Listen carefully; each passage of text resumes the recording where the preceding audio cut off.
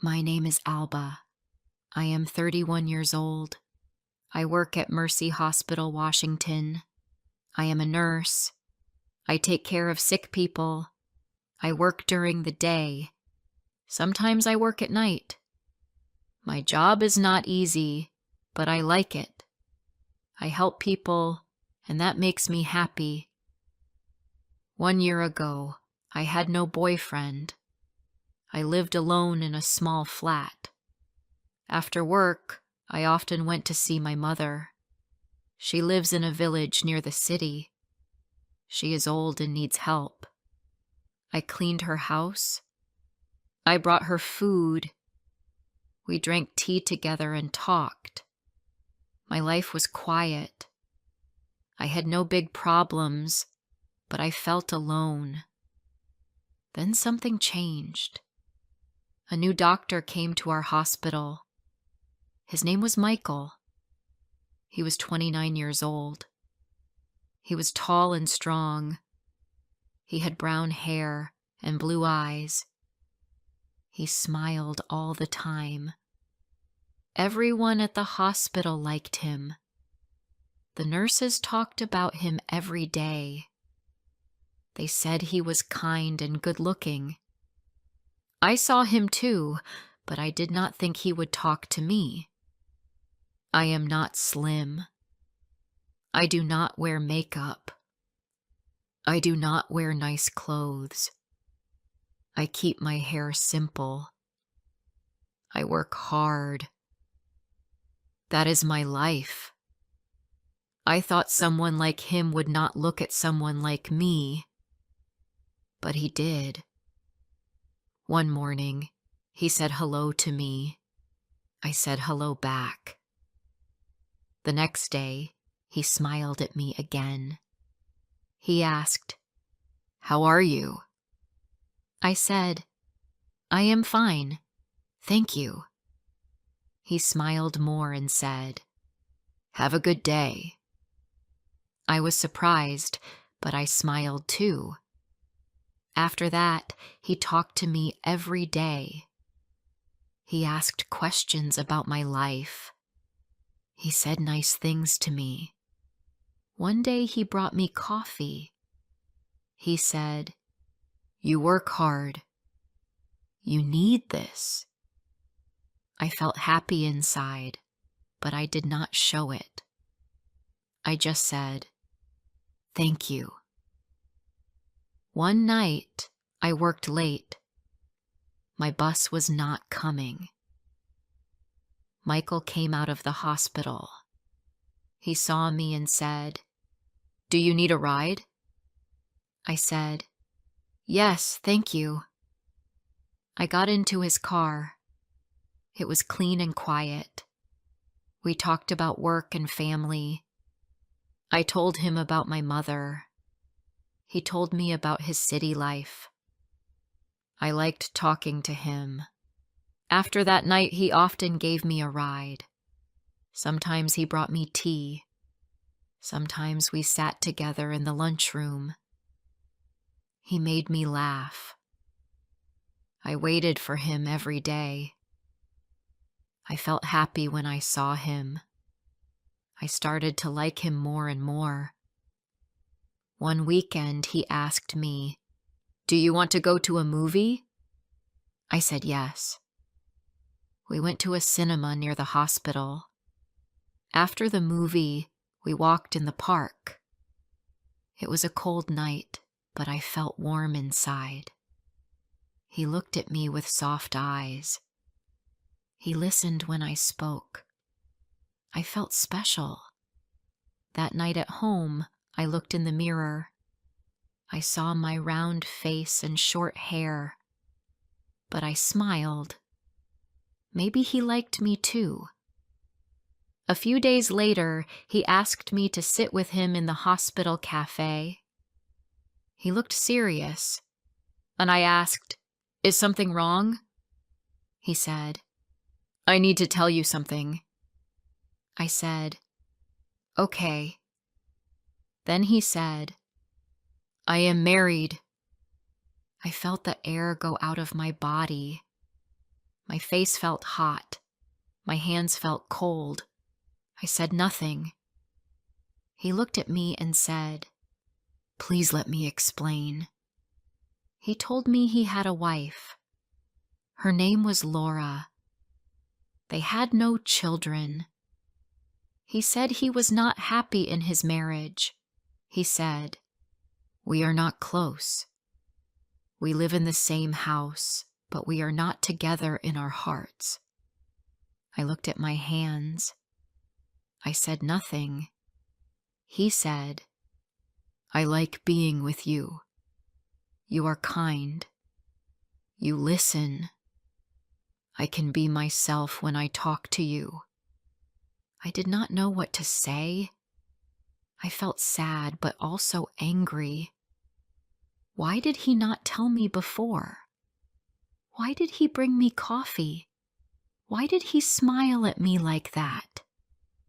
That night I could not sleep. I turned in bed. I looked at the wall. I thought about Michael. I liked him, but I did not want to be part of a lie. I did not want to hurt someone else. The next day I saw him at work. He smiled. I smiled back, but it was not the same. I felt tired. I felt confused. He looked happy, but I was not. Later that week, I went to a big supermarket.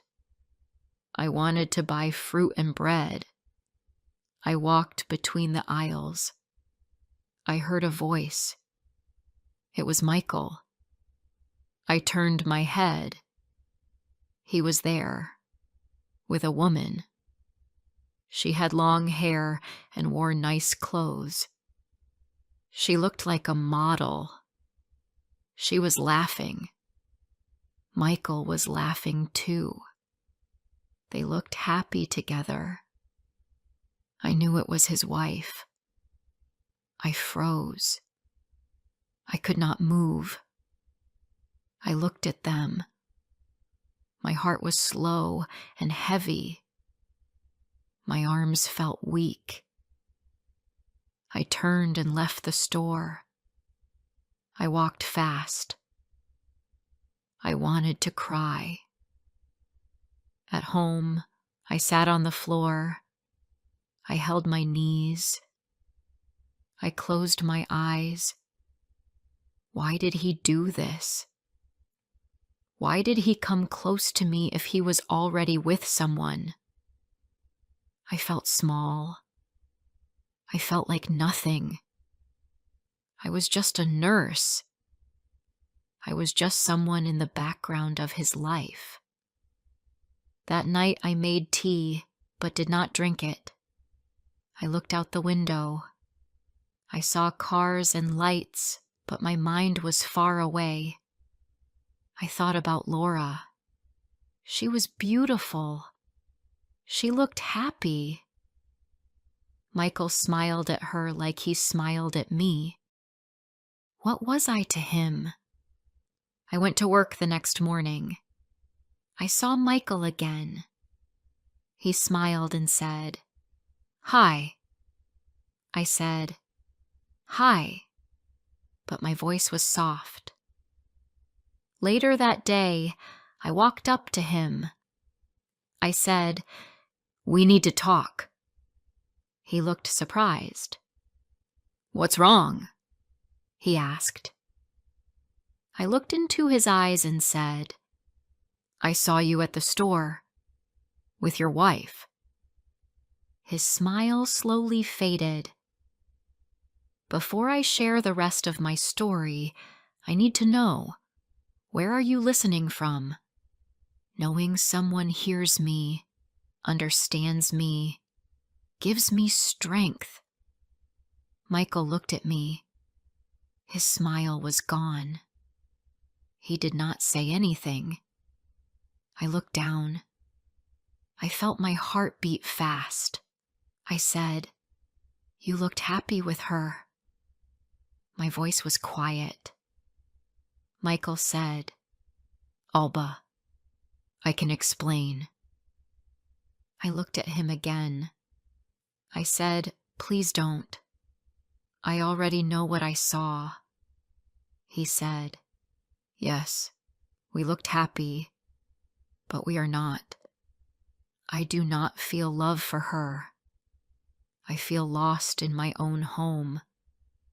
But when I talk to you, I feel alive." I did not answer. I just stood there. I wanted to believe him, but I could still see them in the store, smiling, laughing. That picture was in my mind. It would not go away. He stepped closer and said, "Please listen. I did not plan this. I did not plan to like you. But I do." I said, "You are married. That is the truth." He looked sad. "Yes, but I am not happy in that marriage," he said again. I asked, "Then why are you still in it?"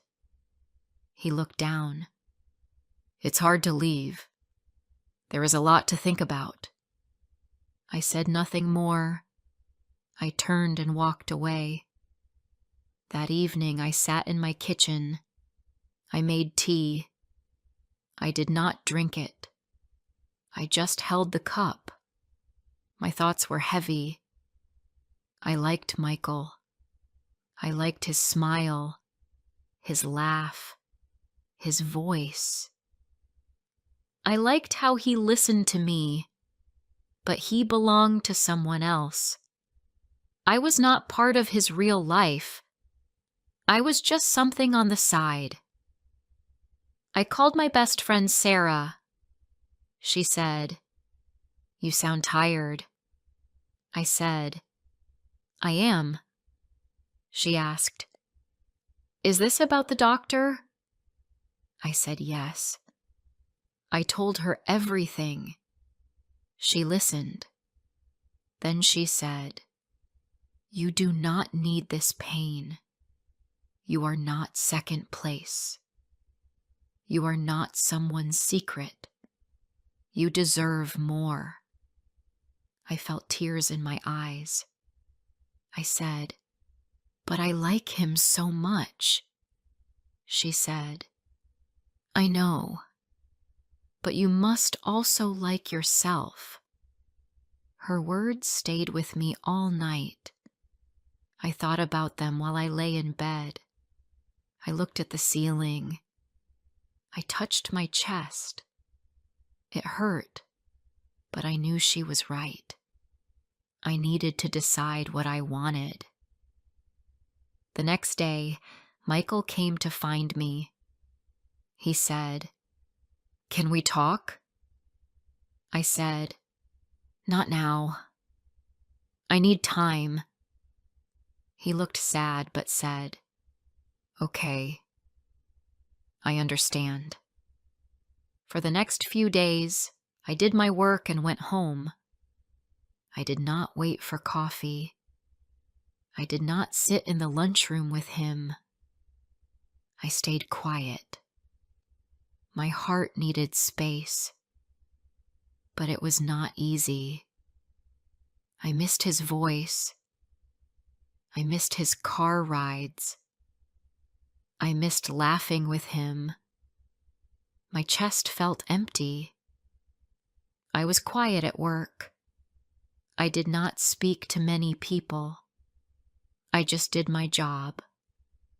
I was not angry. I was just sad. One evening, Michael called me. I did not answer. He sent a message. "Please talk to me," it said. I waited one day, then two. On the third day, I said yes. I told him we could meet at the small park near the hospital. We sat on a bench under a tree. It was late afternoon. The sun was low. The wind was soft. He looked nervous. I looked at the ground. "I care about you," he said. "I think about you all the time." I said, "But you are not free."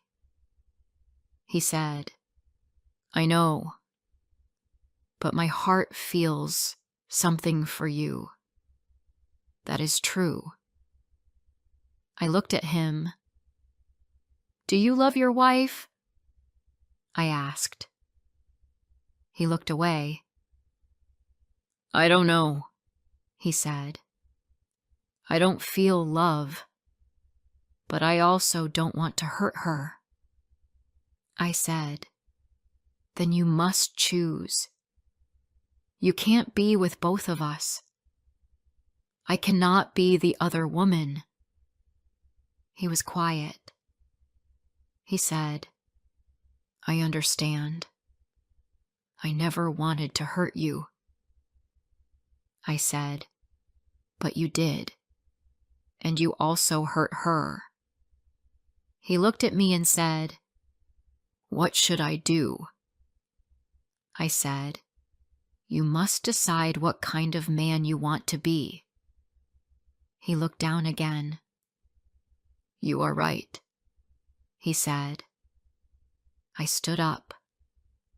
I looked at him. I said, "I like you, but I like myself too, and I will not be someone's secret." He said, "Please wait for me. Let me fix things." I said, "No.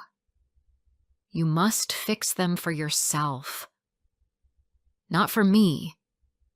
He stood up too. He said, "Will you be okay?" I said, "Yes. It will take time, but I will be okay." He looked like he wanted to hug me, but he didn't. I turned and walked away. That night, I cried. I held my pillow and cried into it. I felt pain, but I also felt strong. I had made the right choice. I did not feel proud. I did not feel brave. I just felt honest. I had loved someone who did not belong to me. The next days were quiet. I went to work and came home. Michael did not call me again. I did not wait for him. I thought about him, but less each day. I remembered what Sarah said. You must also like yourself. One weekend, I went to visit my mother. She made tea and gave me cookies. She looked at my face and said, "You are quiet." I smiled and said, "Just thinking." She said, "You are strong. You have always been strong." I smiled again. I did not speak, but inside, I knew she was right. Back at the hospital, I worked in the children's unit. One child gave me a flower. Another drew me a picture. I smiled for real. I remembered why I loved my job. I was there to help. I was there to give care and kindness. That was my place. One afternoon, I walked past Michael in the hallway. He looked at me. I looked at him. We did not stop. We did not talk. But I saw something in his eyes. He was not the same, and neither was I. Later, Sarah and I met for coffee. She looked at me and said, "You look better." I said, "I feel better." She smiled. "I knew you would. You have a good heart. You just forgot for a while." I said. It still hurts, but I am learning. She said, that's all we can do. We learn. That night, I sat in my flat. I read a book. I made tea. I looked out the window and saw the streetlights. The world was quiet, and so was I. But for the first time in weeks, I did not feel alone. Weeks passed. I stopped waiting for messages. I stopped looking for his face in the hallway. Work became normal again. I started talking more with the nurses. I laughed a little more each day. The pain was still there, but it was quiet now. One day, I helped a patient in the emergency room. She was an old woman. Her hands were cold. Her eyes were full of fear. I held her hand. I said, "You are safe now." She looked at me and said, "Thank you." That moment stayed with me. It reminded me why I became a nurse. Later that week, I took a walk after work. The sun was low in the sky. The streets were quiet. I walked past shops and trees. I thought about many things. I thought about the movie night with Michael. I thought about our talks in the car, but I also thought about his wife, her smile, her beauty, her place in his life. I knew I was not angry anymore. I had loved someone who was not mine. I did not know the truth in the beginning, but when I learned it, I stepped back. That choice gave me peace. One Saturday, I visited my mother again. She made soup. We sat in the kitchen. She said, "You look calm now." I said, "I feel calm."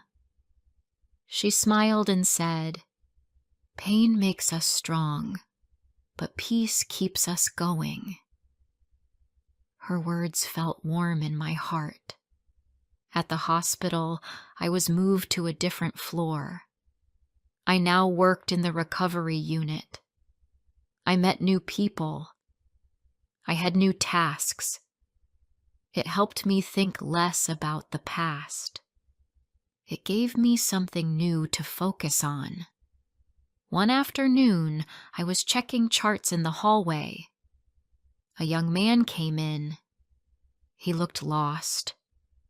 He said, "Excuse me, can you help me?" I looked up and smiled. "Yes, who are you looking for?" He said his mother was in our hospital. I walked with him to her room. On the way, we talked a little. His name was Daniel. He was 32. He lived in another city and worked as a teacher. He came to visit his mother once a month. He said, "She is strong, but she hides her pain." I said, "Mothers are like that." He smiled and nodded.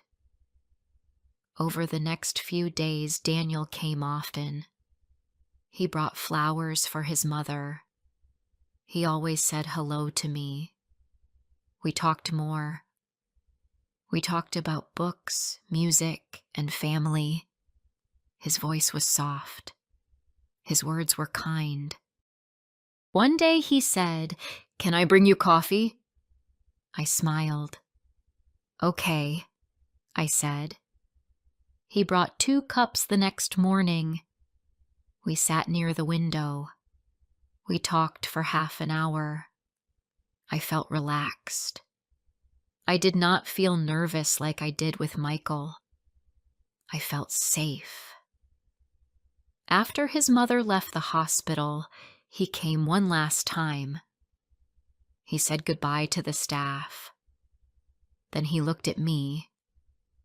He said, It was nice meeting you. I said, You too. He smiled. Can I see you again? I was quiet for a moment. Then I said, Yes. I think I'd like that. We met for coffee the next Sunday. Then we met again the next weekend. We took a walk in the park. We talked for hours. I told him I was not ready for love. He said, That's okay.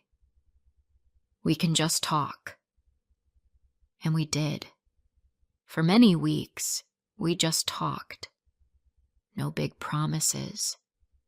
No sweet lies. Just simple truth. One night I told him about Michael. I told him I was hurt. I told him I felt used. He listened. Then he said, You did the right thing. You chose to respect yourself.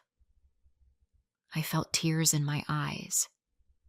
I said, It was hard. He said, The right thing is often hard. I started to smile more after that. I read more books. I watched funny shows. I called Sarah and laughed with her. My world felt full again. Daniel and I stayed in touch. We talked often. We shared stories. We helped each other with small things. He told me about his work. I told him about the hospital. One day he said, You are strong, Alba. I said, I don't always feel strong. He said, But you are. You walk through pain and still give light to others. Those words stayed in my heart. 3 months later, Daniel moved to a school closer to my city. He said, I want to be near my mother and near you. I smiled. I did not feel scared. I felt ready. We started to see each other more. Slowly, carefully, we became close. Not fast, not loud, just quiet steps, honest steps. One day, he brought me flowers, not big ones, just small yellow ones. He said, These are happy flowers. I said, They are beautiful. He said, Like your smile. And this time, I believed it. I believed him. Michael never came back. I don't know what happened to his marriage, but I stopped asking. His chapter in my story was over. I still think about the girl I was before, the one who waited for texts, the one who smiled at coffee and forgot her worth. I still love her. She was kind. She just didn't see her light. Now I do. And I thank her for walking away. If this story touched your heart, don't forget to like, comment, and share. More emotional and inspiring stories are coming soon.